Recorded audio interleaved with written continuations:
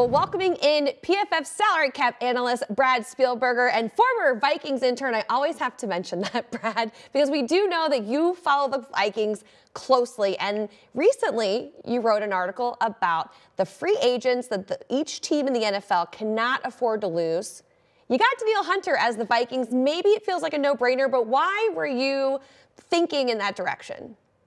Yeah, like you said, might be a bit of a no-brainer. I suppose we could talk about Kirk Cousins as well. Kind of forget he's a free agent, and a true unrestricted free agent. But I think you saw this year just how much of a focal point Danielle Hunter was for this defense. And obviously, Brian Flores blitzed a ton, manufactured a lot of pressure. But Hunter was the true guy that can win a lot of one-on-one pass rush reps, can get home by himself, can line up on different sides of the line, do different things that kind of amplified Flores' ability to do all these exotic pressures and different looks. So he kind of everything works around him, and they were able to, I think, outperform the talent level of the overall unit in large part because he had 16 and a half sacks and had to be accounted for on every single snap. For sure. And Danielle's 16 and a half sacks, as you mentioned, were a career high for him. He also had a career high in tackles for loss. And you've been keeping an eye on free agents like Danielle all across the league. How would you gauge the temperature or maybe just the style of free agency that we're going to see happen and evolve over the next few months? Yeah, I fall in this trap every year where I fall in love with the class, and then, of course, franchise tags and things like that happen, early extensions for some teams and players. But I do really think this is a very strong class in free agency from top to bottom, and then also in particular, as we'll get into, some of the positions that I think Minnesota could look to address. I think there is a lot of talent there. That defensive line, whether they keep Danielle Hunter or not, you obviously need to add some players. DJ Wanham had a good year in his own right. He's also a pending free agent, and some secondary players as well. So I think it's a good class. I think there are opportunities there, and I think it lines up nicely where, like, offensive tackle, receiver, some of the spots that the Vikings don't need a lot of help in is not really where there's a lot of talent available. So obviously, in your minds, edge is a huge priority for the Vikings defense and something that they need to target this offseason. What's another priority you think that the front office here in Minnesota will likely be going in?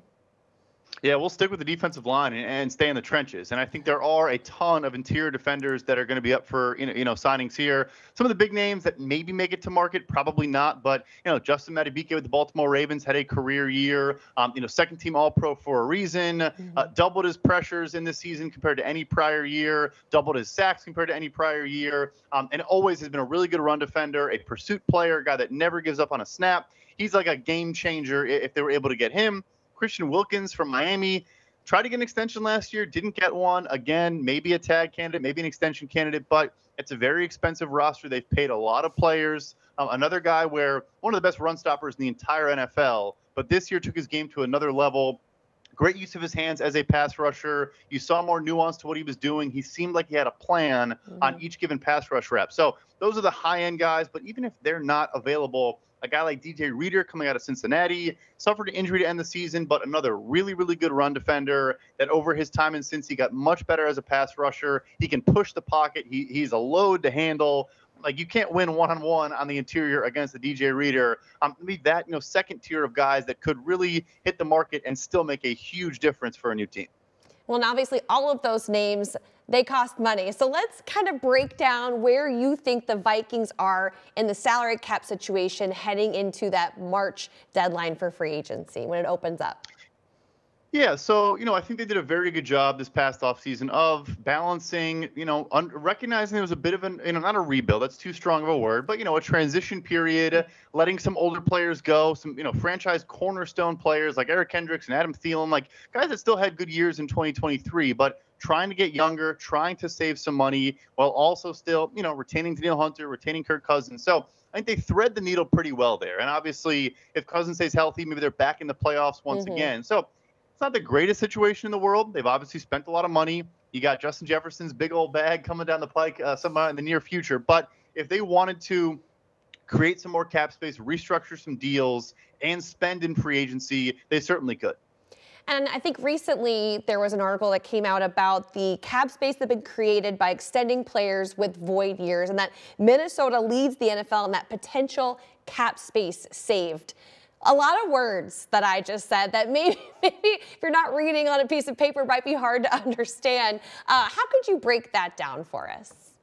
Yeah, so we saw this example last year with Dalvin Tomlinson. Obviously, he went elsewhere, goes to Cleveland. But essentially, what Minnesota has deployed a ton recently is you can add these dummy contract years, these void years, to the end of contracts. And they're not real years. The player is not actually under contract, but you can push cap hits out into the future. So, you're extending Kirk Cousins and you're keeping his cap hit in 2023 low by pushing cap down the line. The same with Danielle Hunter.